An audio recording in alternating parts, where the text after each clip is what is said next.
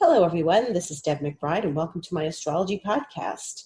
Today is Sunday, the 2nd of June, 2019, and I am broadcasting from beautiful Costa Rica, where we've had a lovely day with no rain, surprisingly. And here it is, the eve of the new moon. So tomorrow at 6 a.m. New York time, we have a new moon in Gemini at 12 degrees, 34 minutes. Now, this is a lot of fresh energy because, as you may or may not know, Mercury is the ruler of Gemini. Mercury is the planetary ruler. And Mercury works in lots of ways. It rules communication. It rules all kinds of communication, speaking, writing, articulation, however you want to be heard. And it rules the intellect, the mind. And in Gemini, with Gemini, it does lots of things. It can be highly versatile and incredibly busy and either very focused or not focused at all because too many things are going on mentally. But Mercury is still in Gemini, and it's spending its last few days of Gemini with this new moon. So it's in Gemini until Tuesday, so it's at the very end of Gemini, whereas the sun and the moon are relatively in the second third of Gemini, and Mercury is at the most potent degrees of the sign. So the end of a sign is very powerful, and so the mercurial energy is very powerful during this time, which is very good. It's good for thinking, writing, speaking, singing, presentations, conversations, debates, calling up a friend, contacting and communicating, and ideas, because the mind is going. So lots of ideas. So this is all very good and powerful and busy. And so the new moon in Gemini presents a fresh perspective on our thoughts, our ideas, what we want to do going forward. It's a great time to start something new after tomorrow, because we're still in the dark of the moon tonight. So Monday, a great time to start something new, something very intellectual or that's requiring writing, requiring words. So in these next few days, because the effects of the new moon last over the next few days, you want to maybe do a little ritual for the new moon and, ask the forces that be, ask the universe to bring you some ideas, to give you ideas about things that you need to do going forward, where you might feel some freshening up can be done to some ideas or projects that you might be working on, where you want to reach out and have a friendly conversation with someone that maybe you haven't had in a long time. And maybe you haven't talked to certain people and you want to reconnect with them. It's a good time for that. But it's really I like this energy because it's Gemini, it's inspiring, it's spunky, it's sparkly, it's not sludgy, and there's no sludgy aspects to the new moon. Isn't that nice? That's really great. There's nothing holding back this energy. There's nothing impeding it, getting in the way. There's nothing that's giving it pause. There's no Saturns, there's no Plutos, there's no Uranuses and Neptunes. There's just this very clear new moon. And that, my friends, is a really good and rare thing. So enjoy it. Go do something fun. Gemini is a fun energy. It's an energy that wants to do puzzles, that wants to play tricks and play games, that wants to do mind challenges like crossword puzzles or word games like Scrabble. Have fun with this energy. Write a pun, write a limerick. Enjoy the words of your life and the wordiness of your life. If you are a writer or if you're writing a blog or anything, this is great for just using that spark of energy to ignite something new in your writing. Look for new ideas. Look for inspirations. Go to different sources for your inspirations. Look at other resources where you might not normally go or where you haven't been in a long time. Pull up some of your old bookmarks on your computer and say, well, I haven't read these in a while. let me go see what's going on in these sites and if anything new and inspiring has happened so that I can, put a spark in my step, in my writing, in my brain today. And this is just a very good, positive energy. There's nothing, like I said, there's nothing impeding it. So you can do whatever you want with this. And wherever Gemini is in your chart, just know that new energy, the new moon energy, is there to help you along and give you a sparkly moment. And, I like that. There's been so much intensity. There has been so much, sticking of planets stuck behind other planets, between other planets, in occultations. There's so much heavy energy right now, especially with Saturn and Pluto, that we deserve a little bit of sparkliness and a little bit of fun. And so this is a time to go have some fun. The moon will make aspects after it touches the sun. It will square Neptune later in the afternoon, New York time, and then oppose Jupiter at 7:30 at night tomorrow in New York time. And what's really nice about this is that those are easier.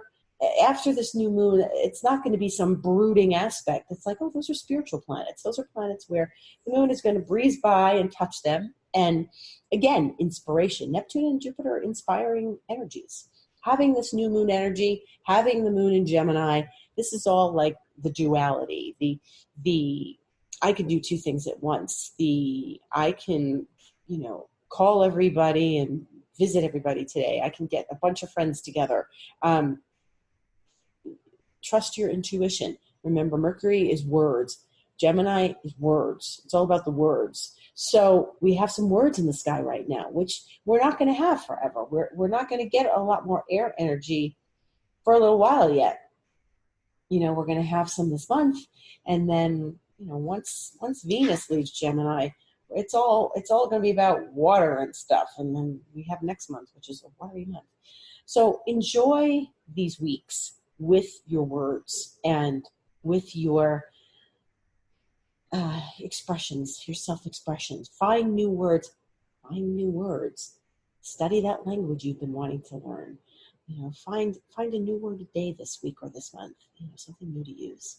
This is a great time to reignite your interest in language, and language is important because when we don't have words, when everything's in water or earth, we feel things, we sense things, we plod through things, but our brains might not feel crisp. And this is a time to let your brain feel crisp. It's a great time to just, wake it up and allow it to give you ideas. Now, if we have words and the moon is squaring Neptune and then opposing Jupiter, those words can also come in the form of things we hear our intuition say. So I think it's really great to tap into those things as well. Mercury may be the intellect, but once we start getting involved with, a breezy aspect to Neptune and Jupiter, we can easily, get inspired in other ways intuitively as well. But Mercury is not sticking around in Gemini, so Mercury's in a very potent place. So this is a time to choose your words carefully as well. If you're going to speak to someone and you have to, have a good conversation or a detailed conversation, make sure that you understand one another. Even though Mercury is not retrograde, Mercury's at the end of Gemini, which is sort of a hyperactive place for Mercury, and it can be hyperactive in its own sign like this. It's not so much in Virgo because it's Earth and it's more grounded, but energies happening up in the air, up in the ethers. This is an air sign. And in order to collect that and have a real conversation, we need to pay attention and we need to choose our words carefully, because words are important and your words can make or break a situation. And your thoughts of speaking to someone or your thoughts of handling a situation, there's 1,000 ways to say something, and there's kind ways to say something, and there's not kind ways of saying something. And we want to be kind. We want to be careful. And this is an intense area of the zodiac for Mercury because it's at the last degrees of Gemini. It's going to go into Cancer on Tuesday at 4 p.m. Eastern Time. Once Mercury is in Cancer, it doesn't mean we're all going to keep quiet and get all feely and feelings and sensitivities and tissues and tears. Then it moves into a different place that it's, Mercury in Cancer is fine. It's just, it's not as, its words don't have that dexterity. But the sun will stay in Gemini until the 22nd when we have the first degrees of Cancer. And Venus at the end of the week is going into Gemini. So we have 2 planets changing signs this week. We have Mercury going into Cancer on Tuesday the 4th. And then on Saturday the 8th, we have Venus going into Gemini in the evening, 9:30 p.m. Eastern Time. So Venus in Gemini is a different experience because Venus doesn't rule Gemini like Mercury. Venus is not bad in Gemini. It's not a detriment or fall or anything. But it does present us with choices, creative choices, relationship choices, friendship choices, and, creative thoughts and ideas. So the nice thing is that Mercury will leave. We'll have a couple days where Venus is still in her sign of Taurus. And then Venus is going to go into Gemini and stay there until July 3rd. And it's a really nice, interesting place for Venus because suddenly she has things to say about relationships. Suddenly she has information to provide. Suddenly she can articulate things differently. And if you've been wanting to have a conversation with someone about a relationship or about relationship things or creative things, because Venus does rule creativity, then these are good times to do it. To work on creative projects, it's a really good time. Creative ideas, sharing ideas. Gemini is a dual sign. So there's a duality. Let's look at both sides of this. Let's look at all the options. Let's look at what's versatile about our choices. These are good uses of Venus and Gemini for the next 4 weeks or so. And in the meantime, so Mercury will go into a gentler sign. We'll go into Cancer, and we're going to be able to speak more smoothly. And I think it won't be so hyper. It will be nicely said. So we're working through this. We're working through these interesting relationships between Gemini and Cancer because Mars is in Cancer. And Mars is going to be there for a while. Mars is going to be there until early July. So it's been there for a while. Now it's there for a good few more weeks. And as we begin the month of June, we have this whole month ahead of us. Now, planets in Cancer mean planets opposite Capricorn. And when we get into the middle of the month, we're going to see Mars and Mercury really conjunct and get involved with that Saturn-Pluto in the middle of the month.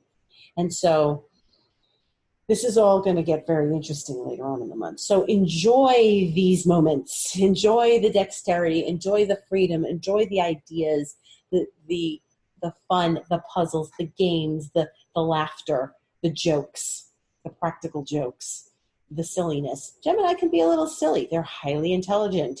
Geminis can be effete. They are really good with words, but then they can also make jokes, and they have a very quick sense of humor, and fast comebacks, and fast dialogue. It's like those old movies you used to see where everybody's talking to each other really quickly, like back in the 30s, where it's all very rat-a-tat-tat, rat-a-tat-tat. That's Gemini energy. So yes. Now, another thing about this new moon, this is, obviously it's a new moon, and obviously followed by a full moon in 2 weeks, which will also be Gemini Sagittarius. But that full moon's kind of special because that one is going to open the eclipse period. So this is the last lunation we have tomorrow before we start getting into that eclipse energy. And these are going to be some very interesting eclipses.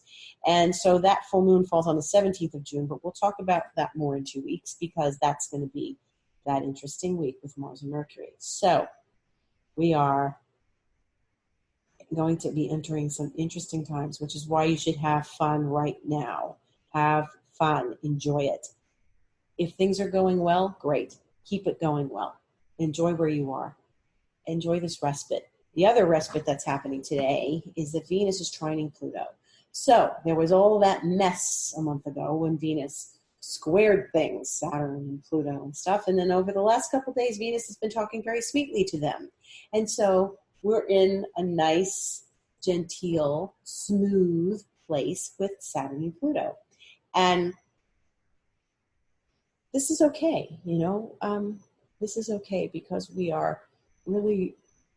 need to see them as planets that are helping us, even though they are intense and powerful and empowering. We need to see them as friendly as well. We need to see where Venus can have this conversation.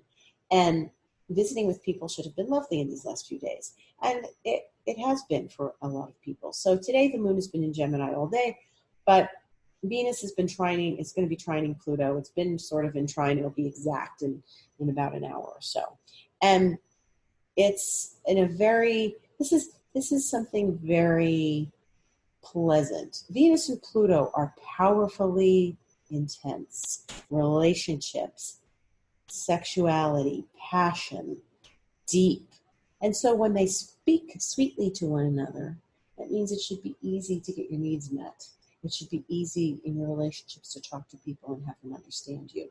It should be easy for each party to discuss their needs and have them met. But it's, we don't want the struggle right now. We want to enjoy this energy and celebrate this energy. So these are a good couple days. In the meantime, other things that are going on this week, like I said, Venus will change signs. The moon is relatively busy. It's going to be void on Tuesday for a few hours, Eastern time, 11:42. Actually, only a half an hour, 11:42 to 12:17 p.m. But it's Thursday where it's void. Another void Thursday. Remember, last Thursday was void all day. It's void from 10:10 a.m. to 3:16 p.m. Eastern time. So adjust that for your time zone. And the first void is in Gemini, and then it goes into Cancer for a few days. Then it goes into Cancer, goes into Leo on Thursday, stays in Leo for a few days, and then goes into Virgo on Saturday.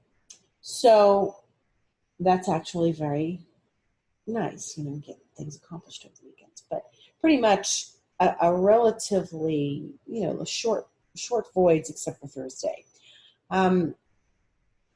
The sun is going to square Neptune. So the sun will reach the place where it makes this square to Neptune. Now, back in March, there was a sun conjunct Neptune. And as we know, this is a very intuitive aspect. So now we've already reached the 3-month part where the sun has come through Gemini enough to square the planet Neptune next Sunday, the 9th. And it really is a place of, intuition again. Have your intuitions held up since March? Are you feeling that information you received was correct?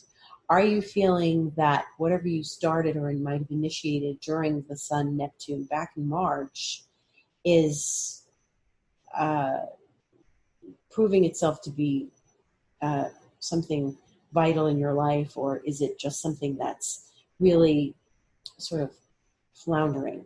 And the reason I say floundering is because Neptune is an ambiguous energy. If you feel like you started something then, and we initiate things oftentimes when the sun conjuncts an outer planet, then when it gets that first square, then we have to look at what we're doing and see if it's all working and if it all makes sense. And if what we're doing is making sense, then good, we can continue. Sometimes we get challenged to the project that we started back then, and we have to make some adjustments. Squares often mean adjustments, and so we have to just sort of be aware of that. Now again, Neptune and Jupiter are intuitive planets. Historically, back before they discovered Neptune, Jupiter ruled Pisces. And Neptune is in Pisces, which it rules in his own sign.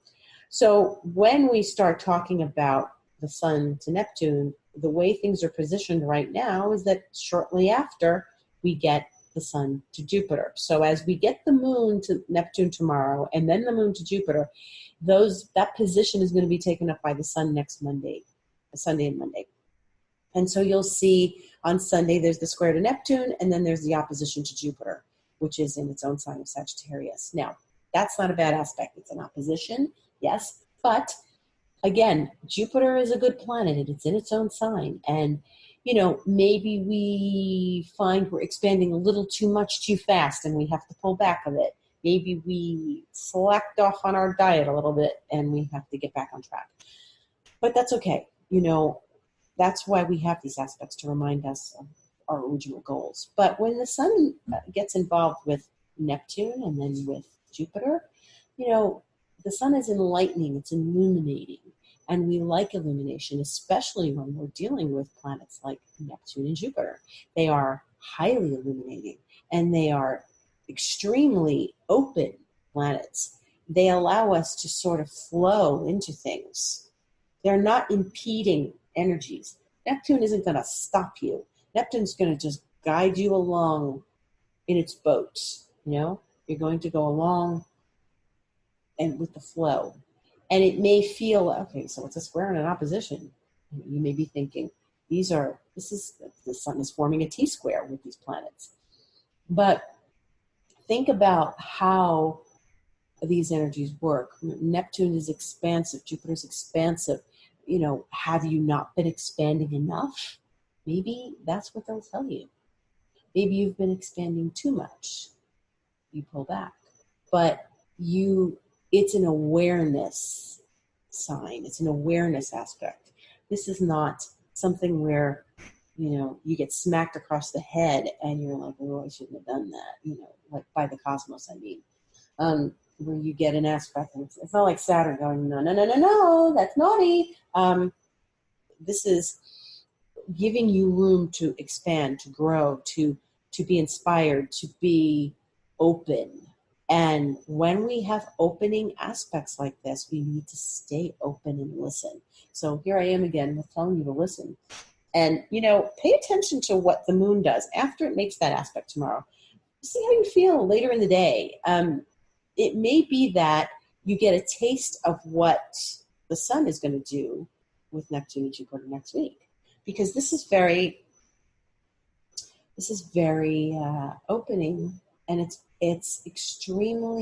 can be extremely enlightening. So it allows us to have other ideas and other input and other sort of information pouring like water, pouring into things. It's nice to get to talk about Neptune and Jupiter because there's so much talk about Saturn and Pluto. So we can enjoy the Neptune, we can enjoy the Jupiter. And Venus has been making a very nice sextile to Neptune also this weekend. And Venus has been very sweet with Neptune. That's a very lovely aspect. So there should be some sweetness going on right now for you. And then when the sun meets them, it's not going to be tragedy or anything. It'll just be maybe a reminder of something, or, oh, I've got to get back on that. When we have a lot of trines like we're having this weekend, sometimes we get a little complacent. And so the idea is to not get complacent, to use our energy wisely and smartly. And when we have the sun involved with those two planets in a week, we think of how we can be illuminated by them. So that's the goal. Where do you want illumination in your life this week? Think about it. So that by the time we get to next weekend, you can manifest the illumination. So that's your homework for the week. Think about where you need answers, where you need illumination, and pray on that, meditate on that, and then where do you need to be illuminated, and then allow it to happen, manifest it for next weekend, next Saturday, Sunday, Monday. So those are good things. Enjoy your week. It's a lovely one ahead. Mercury's busy for the first few days, but I think it should start to mellow out later as Wednesday, Thursday, Friday. I don't feel it being too stressful as we move through the week. And start to think about what you want to manifest. We've got lots of astrological activity in a week from now and next weekend.